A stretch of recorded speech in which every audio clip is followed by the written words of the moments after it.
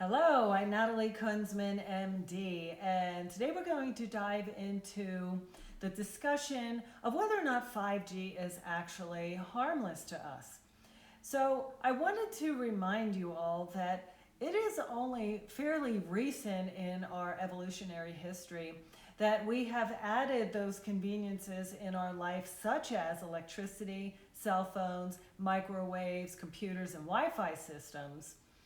And our bodies are being exposed to these invisible waveforms of various sizes and various intensities almost continually. And at no other point in our history of the planet has such EMF, electromagnetic frequency pollution, existed. So, is this really a concern, or is this harmless technology? So let's dive into what I will describe as our electrical life force. And I often remind people that we are not just organs and we are not just chemistry, but we are electric and light beings. And this can easily be measured at some of the gross areas in the body that have electrical fields, such as running EKGs or EMGs or EEGs. And those will pick up the electrical fields that are resonating in the brain, heart, or the muscle. But keep in mind that we also have more subtle fields, such as our meridians and our chakras and our biofield, which surrounds the gross human body that we are walking around in. And down at the cellular and DNA level, scientists by Kirlian photography have easily been picking up biophoton emissions, which are being recorded as light emissions down at the DNA level. So what we really need to figure out is what energy is needed to keep us alive and what energies may actually be threatening our survival. So we have natural EMF that has been in existence since the beginning of time, which radiates from the sun. And then, of course, we have a frequency of the earth that resonates at 7.83 hertz, which is the Schumann resonance.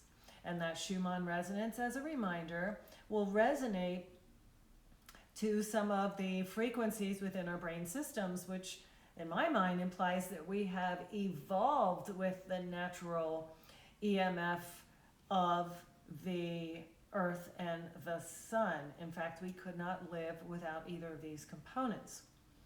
But now we are having more of a man-made phenomenon of this EMF technology, which will include the microwave ovens and the computers and the house energy meters and wireless routers and Bluetooth devices and cell phones and power lines. But then we also will use them in some of the medical technology that I'm very familiar with, such as MRIs, which is magnetic resonance imaging, X-rays, and some gamma rays. Now, this to me, however, implies that we're having a bombardment of this EMF pollution, and it can be considered harmless by some. And we are starting to realize the impact on our human body and how it may affect our genetics and be part of our epigenetic environmental influence of our genetics. And there are even some obvious catastrophic damages that can occur to us using gamma and X-ray radiation. But some of these other technologies are just budding with their research as it impacts our health. So the World Health Organization is hypothesizing with some of its research to date that stray EMF energy can be possibly carcinogenic to humans. So carcinogenic means cancer promoting. What else do we know so far? Well, we are noticing that autoimmunity and viruses and bacteria in our environments are on the rise. And I really have to give some good credit where credit is due with Dr. Dietrich Klinghardt, where he has discovered that we have a large virome within our DNA, and a lot of retroviruses that are embedded in there. And we can keep them silenced with an intact immune system. We have a methylation system and an acetylation system within our bodies that help that immune system keep this at bay. However, those two detoxing and immune system regulators are destroyed by the exposure to Wi-Fi, or we could say a lot of the cumulative exposure of those EMF fields. And so this is hypothesizing why some of these viruses are now replicating and becoming burdensome to us. So as a reminder, whether it be a chemical pathogen, such as a microbe, or some EMF fields coming in, the body views them both as foreigners and will have a continued immune battle.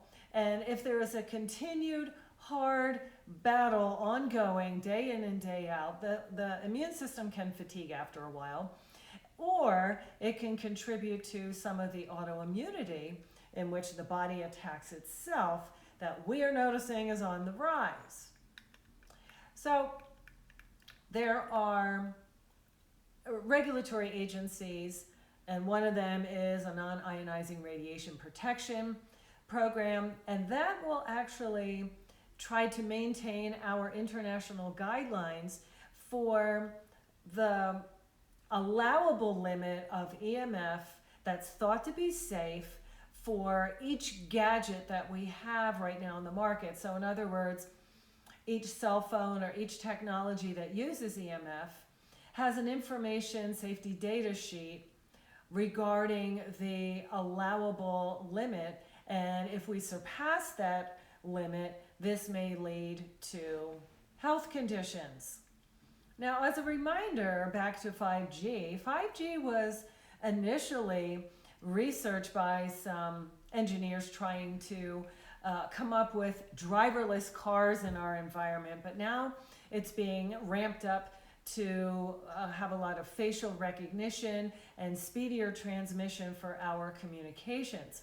But in the 5G technology, they need shorter wavelengths, and those shorter wavelengths will require more towers in a concentrated area to transmit the signals from tower to tower, or what some ports and antennas. And so they're going to have to be placed nearly every few hundred feet in some densely populated areas of the city. Now, 5G may be able to bounce off and use some of the technology from the 4G and 3G, but it's actually going to have to build even some more towers to augment that transmission jumping from tower to tower with those shorter wavelengths of light. Now, in and of itself, this may not be an issue. However, in our environment, it's being added on top of these existing technologies. So we are not removing any technologies, and this is adding in another further bombardment of these stray electro smog that has been linked to very many conditions, including migraines, behavioral mood disturbances, fatigue, insomnia, ADHD, Alzheimer's and Parkinson's, stroke and seizure disorders, Asperger's, Tourette syndrome, chronic fatigue, multiple sclerosis, lupus, leukemia, AIDS, tumors, cancer, heart attacks, and some cardiac arrhythmias. And don't forget, we are going to be learning about a lot of budding impact on all of those other microbes that live in our gut, in the microbiome, that are also low on the evolutionary scale and may not have evolved up to have all of this EMF exposure. Now, there are countries in Europe, Austria is one of the strictest ones, that have a lot of electrosmog guidelines in place, and more so than we have in the States. Now, some of this electrosmog pollution can lower our antioxidants and can contribute to poor immune or lower cellular capabilities. Now, our brains are very susceptible to chronic and high-dose EMF pollution, and it makes the brain somewhat leaky in that it can absorb, unfortunately, more of the viruses and heavy metals and toxic debris, and children are far more susceptible to us adults. In fact, they may be receiving double the amount of EMF exposure that the human brain does. So this can result in disruption of our amino acids and our neurotransmitters in the brain, and can lead to marked cognitive decline, and can disrupt our sleep, which is what is needed for us to have our nightly brain repair mechanisms. And when that is reduced, that also can contribute to poor cognition and poor neurotransmitter function. I need to also remind you that this EMF is particularly an effect to our thyroid glands and the testes in men, rendering a lot of men infertile. And we can actually prove this by exposing our rats to EMF exposure and watching the atrophy of the testes in the process. So where does this lead us? Well, we know that it can contribute to some health conditions, which we are currently investigating. So what can we do in the meantime? Is this just a conspiracy theory, or should we do something about it?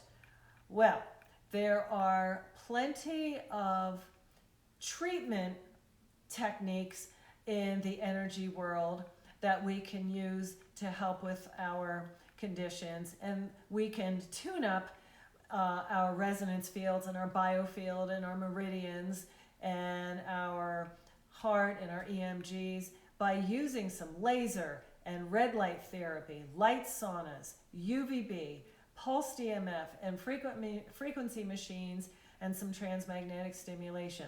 And that is in the energy world, the treatment arm of it. But prevention is worth a pound of cure.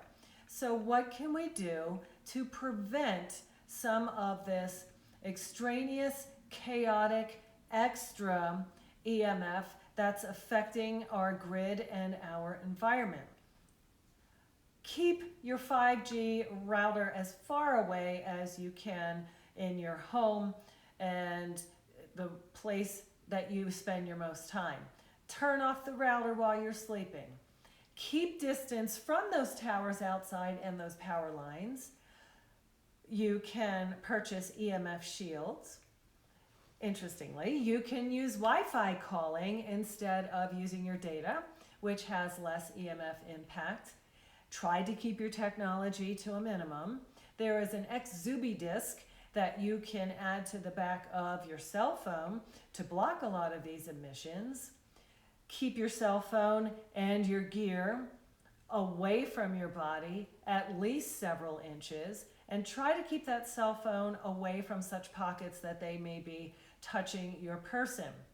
Use a speakerphone and keep the cell phone away from the ear and the Bluetooth away from your head. You can actually use air tube headsets. Now, of course, one of my favorites is to get into some grounding or earthing where you can walk barefoot and pick up the natural earth's vibration.